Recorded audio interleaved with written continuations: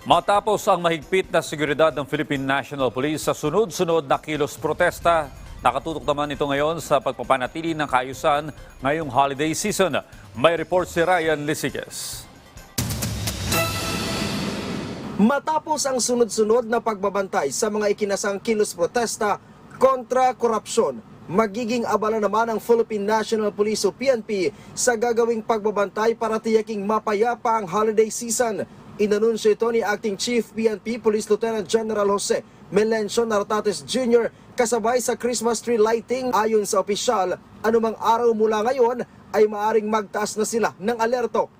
We will be on heightened alert, especially so that naglatag na naman tayo ng ating security operation. Imbis na tayo ay magpapakasyon, magpapahinga, naglalatag po tayo ng security operation for Christmas holiday.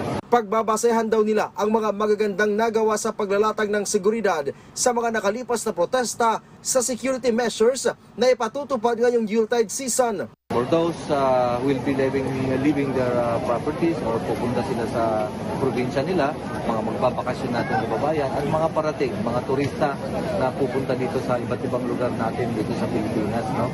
And at the same time, we'll be watching over their properties as well as titignan natin yung anong gagawin natin sa kalsada. It should be safe for public safety. Kumikilos na rin ang PNP Anti-Cybercrime Group.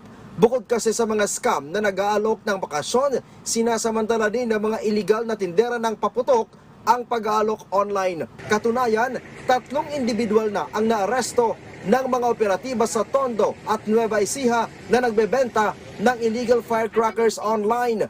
Sa naturang operasyon, nasa mahigit sa 10,000 halaga ng paputok ang kanilang nakumpiska.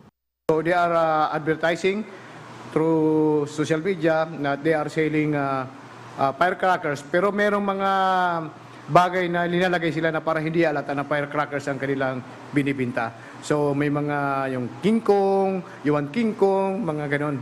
But these are prohibited firecrackers.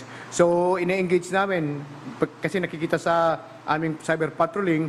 So once na nakipag-transaction na sila, so ang aming mga patrollers, especially itong operatives namin, so nagkakandak ng ating entrapment operations. Ang mga suspect ay maharap na sa kasong paglabag sa Republic Act 7183 o an act regulating the sale, manufacture, distribution, and use of firecrackers and other pyrotechnic in relation to Section 6 ng RA 10175 o Cybercrime Prevention Act of 2012.